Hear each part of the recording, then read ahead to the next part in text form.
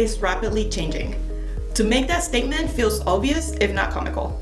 The world in which we live is more connected than it has ever been, and yet more disconnected. We are connected by technology in ways that would have been considered science fiction 50 years ago. In the 1980s, the idea that you could drive down the road and make a phone call was an exciting novelty. Today, there are even laws about how you are allowed to talk to people on the cell phone in your car. 50 years ago, you had to own a TV network to broadcast a message worldwide. Today, a child could launch a broadcast network for free to show off her gaming skills to the world. Our world has seen the greatest communications and technology shifts since the Reformation, and those changes aren't limited to technology. In this world of rapid connection, people seem to be rapidly disconnecting from the church. While the trends are easily seen in the statistics from groups like Gallup and Barna, you don't need the statistics to notice these trends. Just look around you on a Sunday morning. Listen to the lament of older generations who remember a day when the pews were filled and the Sunday school classrooms were at capacity. Now they look around and wonder where everyone has gone and why their grandchildren aren't sitting beside them in church. This has become a common scenario across the United States. With the rise of the nuns, a group that classifies themselves as having no religious affiliations on demographic studies, the question quickly comes to mind: what does the church's future look like? Many have sought to answer that question with flashier programs, better music, and more casual worship styles. But the trends continue to move downwards, even with these changes.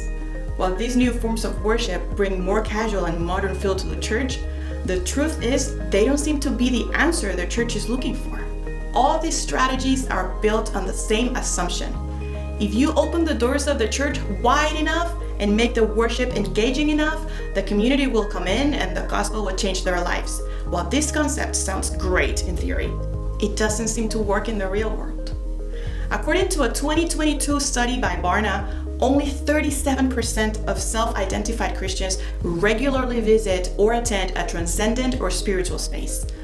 That is only slightly better than the 31% of all US adults who claim to have attended a spiritual or transcendent space. The trendy worship service, the new organ, and the great preacher won't change these statistics. In reality, people just aren't making the space to come into our churches. All it seems to do is leave us with the nagging question: what do you do if the community no longer desires to walk through the doors of your church? One would conclude that they are not interested in spiritual things or God, but that is not the case. According to a 2023 study by Barna, 77% of Gen Z, 76% of millennials, 77% of Gen X, and 79% of boomers believe in God or a higher power. And 73% of Gen Z, 77% of millennials, 77% of Gen X, and 72% of boomers would like to grow spiritually. What does that mean for the church? It means people are still interested in hearing the message of Jesus, encountering God, and even digging into the spiritual side of life. The only catch is they aren't interested in exploring those things in our church buildings. But what sounds like a disheartening message is good news for the church. Why? The church has a rich history of sharing Jesus outside the four walls of a church building. The truth is, there were no church buildings for the first 300 years of the church. There were simply gatherings of Jesus' followers in everyday places and spaces. People who were gathered around word and sacrament in everyday places, encouraging one another, praying together, supporting each other, and learning what it means to follow Jesus in the everyday spaces of life. What sounds like a great story from the book of Acts is still true today in some of the church's fastest growing regions of the world.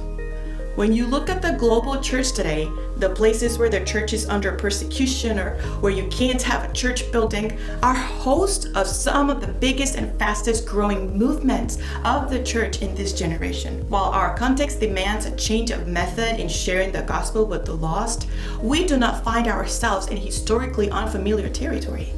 We have a rich history and tradition to lean into as we navigate the challenges of our time.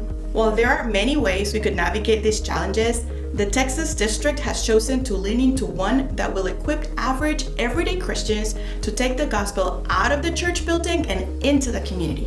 They will accomplish this through Evangelists.